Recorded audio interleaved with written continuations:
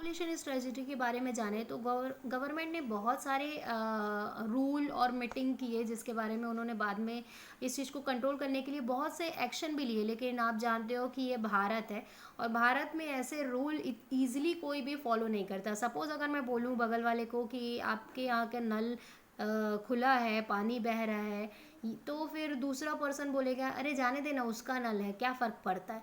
तो जनरली यहाँ पे ऐसे थिंकिंग और ऐसे आंसर आपको रिपीट मिलते हैं, तो गवर्नमेंट भी इसमें बेचारा अटक ही जाता है।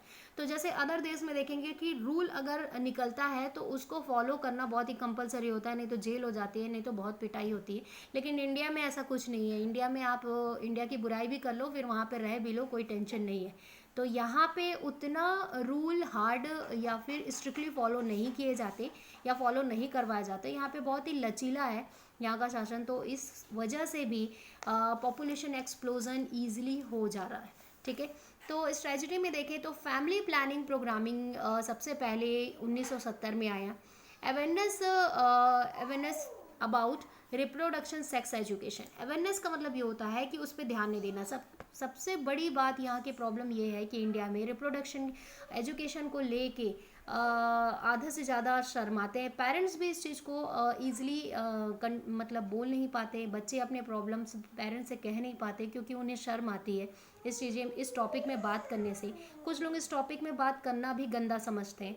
तो ये एक टैबू है, ये आपकी मेंटलिटी डिसऑर्डर है कि आप इस चीज़ को गलत समझ रहे हो। क्योंकि जैसे आपका सर्कुलेशन सिस्टम है जो हार्ट कर रहा है, जैसे आपका नॉस्ट्रिल या लंग्स रेस्पिरेशन फंक्शन कर रहा है, जैसे आपकी किडनी ब्लड प्यूरिफिकेशन करते हैं, सेम वैसे ही ये एक बॉडी फंक्शन है, रिप्रोडक्शन फंक्शन, जो न्यू जनरेशन बर्थ करने के लिए कैपेबल होती है। अगर उसमें प्रॉब्लम हो रही है तो बहुत सारे लोग हैं इंडिया में जो इस चीज़ को ओपनली किसी से कहते नहीं हैं और डॉक्टर को कहने में भी शर्माते हैं। तो जनरली यही चीज़ होता है इंडिया में। तो अवेयरनेस मतलब बिल्कुल भी ध्यान नहीं देना रिप्रोडक्शन सेक्स एजुकेशन के बारे में। ये तो फालतू एजुकेशन है, इसके बारे में कौन पढ़ेगा, ये बहुत गंदा है। तो ऐसे सोच भी होते हैं। सेकंड आता है knowledge of growth of reproduction organ and STDs। तो सेक्सुअल ट्रांसमिटेड डिसीज़ के बारे में अगर देखा जाए तो आप 7th क्लास से पढ़ते आ रहे हो HIV वायरस के बारे में, जिसको हम एड्स कहते हैं। तो उस HIV वायरस के बारे में भी मेरे ख्याल से किसी ने डिस्कशन नहीं किया होगा या ये क्यों होता है। तो आपको अभी आप 12th में आ गए हो तो इस बारे में मेरे ख्याल से इस डिसीज़ के बारे में आपको डिटेलिंग नहीं मालूम होगी। यही सोचते हैं कि ये एक गंदा डिसीज़ है। ये एक गंदा डिसीज़ गंदा नहीं होता है, डिसीज़ होता है जो बॉडी में होने है ना और क्रिएट होते हैं। ठीक है, तो knowledge of growth of reproductive organ के ग्रोथ के बारे में भी कोई नॉलेज नहीं होता। साथ ही साथ जितने भी डिसीज़ होते हैं जो सेक्स या फिर फर्टिलाइजेशन के कारण होते हैं, इसके बारे में भी कोई जानकारी नहीं दी जाती है। बर्थ कंट्रोल डिवाइस के बारे में तो ईजिली बात करना ही उसको पाप माना जाता है। क्योंकि बर्थ कंट्रोल डिवाइस कैसे कहेंगे, किसी को क्या बोलेंगे, तो care at mother and child. इसकी वजह से क्या होता है कि माँ और बच्चे दोनों का केयर होता है। तो बर्थ कंट्रोल डिवाइस के बारे में डिस्कशन करना भी बहुत ज़रूरी है, जो कोई नहीं करना चाहता। प्रिवेंशन ऑफ सेक्स एब्यूज़, ये होता है कि किस तरीके से उस चीज़ को बचाया जाए। जैसे शोषण होता है, जो सेक्सुअल हरेसमेंट होती है, उस चीज़ से प्रिवेंशन करना, उस चीज़ से जैसे अगर हम प्यूबर्टी लेवल क्रॉस करने वाले या टीनेजर बच्चों को इस सेक्सुअल एजुकेशन के बारे में, उनसे बचने वाले डिसीज़ या उनसे होने वाले डिसीज़ से कैसे बचा जाए, उसको अगर हम अच्छे से एजुकेशन दें तो बच्चों के बिहेवियर में भी ये चेंजेस आएगी, लोगों के बिहेवियर में भी चेंजेस आएगी। आप किसी चीज़ को अगर अच्छे से स्टडी करोगे तो उसमें आप थिंकिंग करोगे, आपके लिए वो गलत नहीं होगा, तो ऑटोमेटिकली एक ऐसा बिहेवियर आएगा जिससे कि शोषण नहीं होगा, इस चीज़ को कोई गलत नज़रिए से नहीं देखेगा। सेकंड, जो हम इजीली प्रिवेंट कर पाएंगे सेक्स एब्यूज़ को। ठीक है, आगे आते हैं information about reproduction related program. जितने भी रिप्रोडक्शन रिलेटेड प्रोग्राम हैं जो आपके स्कूल में भी ऑर्गेनाइज करवाए जाते हैं, बीच बीच में हेल्थ डिपार्टमेंट वाले आते हैं, गर्ल्स को सिर्फ एजुकेशन देते हैं।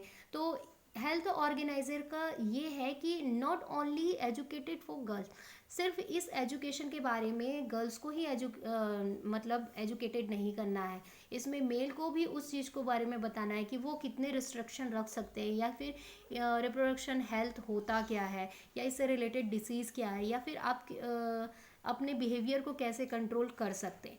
तो जनरली ये दोनों के लिए एजुकेशन होता है, जो इन्फॉर्मेशन देना होता है, लेकिन अभी तक जब भी स्कूल में ऑर्गेनाइजिंग होते हैं तो ओनली गर्ल्स के लिए ही देखने मिलते हैं। आगे बढ़ते हैं, रिसर्च इन रिप्रोडक्टिव हेल्थ एरिया, तो जितने भी रिप्रोडक्टिव हेल्थ में है उनके रिसर्च के बारे में उनको बताना है ना, और मेडिकल फैसिलिटी कि मेडिकल में इसकी कोई डिसीज़ है, अगर रिप्रोडक्टिव ऑर्गन से रिलेटेड कोई डिसीज़ होती है तो मेडिकल में इसकी कितनी फैसिलिटी है उनके बारे में भी उनको मतलब इंट्रोडक्शन देना, उनके बारे में उनको डिटेल से बताना कि ये एक नॉर्मल डिसीज़ है, कोई बड़ी बात नहीं है, जैसा आपका बाकी ऑर्गन है वैसा ही आपके ये भी ऑर्गन वर्क करते हैं। ठीक है, तो यहाँ पे आपका स्ट्रेटजी कंप्लीट होता है। आगे बढ़ते हैं, तो आगे आपके आते हैं फैमिली प्लानिंग के बारे में, जो पॉपुलेशन एक्सप्लोजन को कंट्रोल करता है। फैमिली प्लानिंग में 1980 में इंडियन गवर्नमेंट WHO इन 1980 में 1980 में WHO और मतलब वर्ल्ड हेल्थ ऑर्गेनाइजर ने फैमिली प्लानिंग के ऊपर बहुत से मतलब अलग अलग स्लोगन दिए और अलग अलग बहुत सारे नारे लिखे, जो भी है उसमें लिखे, और उसके बारे में बहुत जागरूकता फैलाई है ना, जिसमें बहुत ही ज़्यादा जो गवर्नमेंट टीचर है वो घर घर जाके इस चीज़ के बारे में सर्वे किए, और साथ ही साथ उनको गांव और घर में जाकर फीमेल्स को सेक्स एजुकेशन और फैमिली प्लानिंग के बारे में एजुकेट किया। ठीक है, तो इसमें पहला पॉइंट ये आता है कि टू अवॉइड अनवांटेड बर्थ। ठीक है, टू अवॉइड द अनवांटेड, जितने भी जो अनवांटेड बर्थ है वो चाहो तो अवॉइड कर सकते हो, इसके लिए बहुत ही मेडिकल फैसिलिटीज़ हैं, उस बारे में उनको बताना। To bring about wanted birth मतलब ये होता है कि जब टू कपल्स हैं जिसमें मेल और फीमेल दोनों के मतलब बोल सकते हैं कि दोनों अगर रेडी हैं वांटेड बर्थ के लिए, तभी बर्थ करना पॉसिबिलिटी है। अगर वो अपने बेबी को पूरी फैसिलिटीज़ फ्यूचर में दे सकते हैं तभी आप बर्थ कीजिए। अगर आप बच्चे का पालन नहीं कर पाते हैं तो उस समय आप बर्थ के लिए नहीं सोचिए, ये चीज़ था। टू रेगुलेट द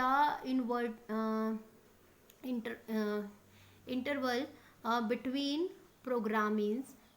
ठीक है, तो ये क्या होता है कि पूरे वर्ल्ड में इस प्रोग्राम प्रेगनेंसी, ठीक है ना, बिटवीन प्रेगनेंसी से इनके दौरान है ना, पूरे चीज़ को इनको एजुकेट करना कि उस दौरान हमें क्या करना है, क्या सावधानी करनी चाहिए, फीमेल्स का कैसे केयर करना चाहिए, ये सारी details. To determine the number of childrens is in family. ठीक है, एक फैमिली में चिल्ड्रंस के जो नंबर होते हैं 5, 2, 1 इस तरीके से, तो वो एक परफेक्ट डिटरमाइन होना चाहिए कि कितने 1 है तो 1, जैसे कि चाइना में है कि हम 2 हमारे 1, इस तरीके के जो रूल हैं वो फॉलो किए जाते हैं। तो यहाँ पे भी ऐसे कुछ रूल फॉलो होने चाहिए। साथ ही साथ आगे बढ़ते हैं, India is a first country in the world to initiate family planning program 1951। ठीक है, तो यही एक फर्स्ट कंट्री था जो इनिटेट किया फैमिली प्लानिंग को 1951 में। ठीक है, उसके बाद in 1977 it change into family welfare program. उन्होंने थोड़ा सा चेंजेस लाया फैमिली वेलफेयर प्रोग्राम में।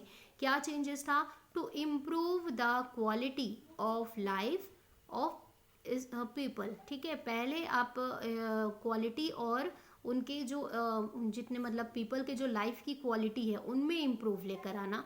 ठीक है, तो उसके बाद उन्होंने सेकंड ये दिया था reproduction and child health care RCH programs. मतलब उसमें उन्होंने रिप्रोडक्शन से रिलेटेड एजुकेशन, साथ ही साथ उनमें उनके हेल्थ के बारे में जानकारी देना और चाइल्ड हेल्थ के बारे में प्रोग्राम करना, जगह जगह उन्होंने ये किया। साथ ही साथ अगला जो टॉपिक था वो small family norm. Small family का मतलब उन्होंने बताया। 1970 में 1970 में स्लोगन लिखा गया था। वो स्लोगन था 2 या 3 बस, ये सुने भी होंगे 2 या 3 बस, इसके अलावा नहीं। आगे 1980 में स्लोगन जो बना वो स्लोगन था सन्स और daughter two will be do, जो अगर बेटा है या बेटी है ना, वो दोनों मतलब एक समान होते हैं। सेकंड आफ्टर 3 इयर्स, अगर कोई भी मतलब सेकंड बेबी जो है हमेशा आफ्टर 3 इयर्स के बाद में ही आना चाहिए, ठीक है। फर्स्ट बेबी के 3 साल के डिफरेंसेस में ही होना चाहिए। तो ये एक पूरी फैमिली प्लानिंग की स्ट्रेटजी थी। आगे बढ़ते हैं कॉन्ट्रासेप्टिव के बारे में। अब फैमिली प्लानिंग से रिलेटेड जो उन्होंने बहुत से एजुकेशन दिए जो अभी 2020 तक वेल डेवलप हो चुके हैं, मेडिसिन से लेके पूरे फैसिलिटीज़ तक, तो उसके बारे में अब जानेंगे। तो स्टार्ट करते हैं कॉन्ट्रासेप्टिव या बर्थ कंट्रोल के बारे में।